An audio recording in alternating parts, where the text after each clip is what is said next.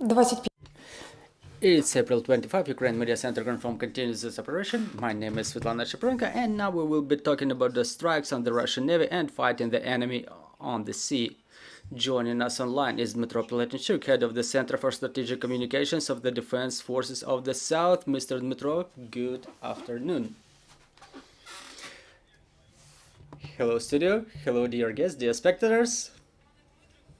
So, Mr. Dmytro, the enemy has resumed the systemic shellings of Odesa. What are the consequences of the latest attacks, and what are the goals they're pursuing by resumption of those continuous strikes? I apologize, I'm not hearing you quite well. Can you please repeat the question? Are you hearing me? Yes, once again, I apologize. So the enemy has resumed continuous massive strikes on Odesa. What is the aftermath of the latest enemy's attacks, and what are the goals the enemy tries to pursue with the attacks like that? Well, I cannot say that the enemy has ever withdrawn from its attempt of inflicting maximum damage on our south. I mean, both Kherson, that suffers the most, Mykolaiv, which is being periodically shelled, specifically its southern outskirts close to the Liman. They suffer from artillery strikes from Kinburn Speed, Kotsaruba community, Ochakiv. They tried to shell those areas from the Kinburn Speed too. Odesa again, the enemy tries to attack using the rocket fire because the distance is longer. The enemy continues pursuing the same goals: destruction of infrastructure, reconnaissance of possible places of stationing of military units, and respectively fire damage of those locations. We keep observing the reconnaissance drones in the air, which even reach the south of continental parts of Ukraine, where they are being destroyed, sometimes a couple of them per day. However, the enemy doesn't count those losses, and they continue to using multiple such UAVs. They use varied drones, at least 5 models of them. Zalihoperku, quite a frequent gets, and Iranian Mojarhead 6.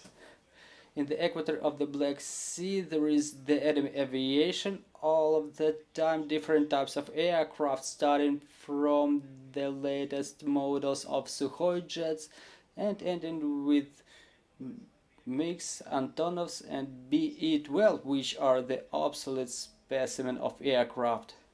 So basically, they try to compensate the lack of their ability to enter the sea equator. They use the temporarily occupied territory of Ukraine to inflict strikes on Odessa and Odessa region. They use the mobile launcher systems.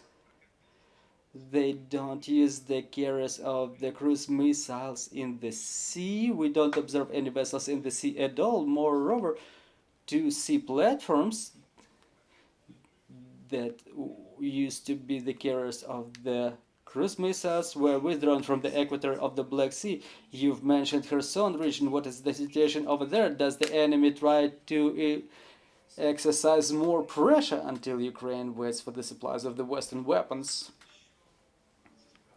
Well, we can say that they never ceased such attempts of theirs. The Marines tried to storm the position of our troops. The pressure is incredible, and along with that they continue inflicting strikes on Kherson. Unfortunately, the cannon artillery can still reach the Kherson region, and again they don't count losses, that they keep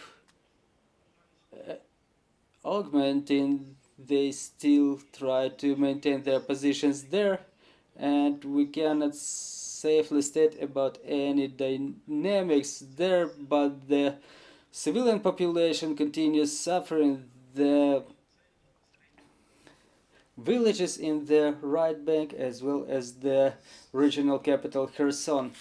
Well, one of the latest victories of Ukraine in the sea is the damage of the rescue vessel in the port of Sevastopol. What is the meaning of damage of this vessel for Ukraine? Well, it was an interesting search and rescue vessel, even regardless those historic moments related to building of this ship, even regardless of its age.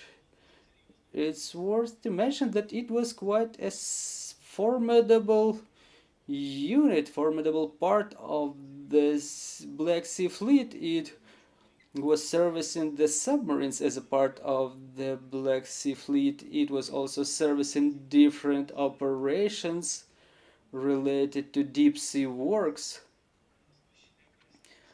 It was working on the side of destruction of the Moscow cruiser, trying to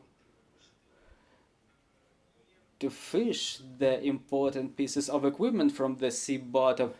And not even that became the reason for it to become a target, but because Russian Federation is changing its status, they were just forced to retain sufficient number of vessels in the Bay of Sevastopol. Obviously not the newest ones, not the most powerful ones, but still they couldn't put them to Novorossiysk port. They just started hiding them behind the support and supply vessels, and this time this specific vessel was stricken. Well, you've mentioned the change of tactics, so they've changed their navy commander. So what exactly has changed in their tactics? I mean, visibly. Well, first of all, we have to remember that Russians always try to copy the best practices. They try to copy us. It happens both on the ground and in other theaters of battle operations, and respectively we can expect them to attempt to develop their unmanned aerial vehicles. They were making such statements, but we haven't witnessed any real machinery so far. But their propaganda says that they already wield a couple of models. That's the first thing. Secondly, they try to compensate the absence of the fleet in the sea by the aviation, using which they accompany or convoy the ships, they do the reconnaissance, they fly along the seashore. They use different types of aviation, including rotary wing aviation and beat, well, which is not so fast, but it can be used to patrol the equator. So yes, they continue doing the reconnaissance even under conditions when they were deprived of such instruments as A-50 aircraft, reconnaissance vessels. This is why the airspace is quite saturated by all those aircraft in large quantities. And again, they try to compensate the absence of the ships, resorting to the use of mobile launch sites. Let me invite the journalists to ask their questions. Valentina Rikal, Ukrinform. I'm having two questions. Can you please provide any comments whether we can expect the air defense capabilities reinforced in the south, in Odesa and Mykolaiv? And now that we know that Russians are preparing another wave of offensive, can you describe whether the threat will increase for Odesa in this relation?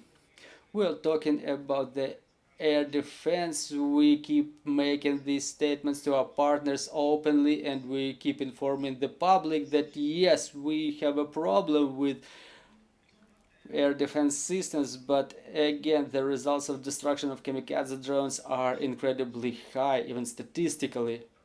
The results of the work with other systems such as rocket artillery, here the situation is worse because for our region, for Ukraine in whole, we experience this problem of lack of those systems. We're not going to disclose any of our plans, but I can only state that this problem is being discussed on the top level, on international level, and we obviously take all reasonable efforts to have it solved. Second, talking about the possible intensification of enemies' offensive in our area, you know, it's not a priority for them if we talk about the East Bank. As you may see, the main events are unfolding around other theater of battle operations. So we cannot say that we see any signs of creation of any offensive forces. At least I don't have any information in this regard. Thank you very much, Mr. Dmytro. Let me remind you, joining us was Mr. Dmytro Pletenchuk, the head of the Center for Strategic Communications of the Defense Forces of the South, and we're putting together the schedule for the rest of the week. Thank you for staying tuned. Glory to Ukraine!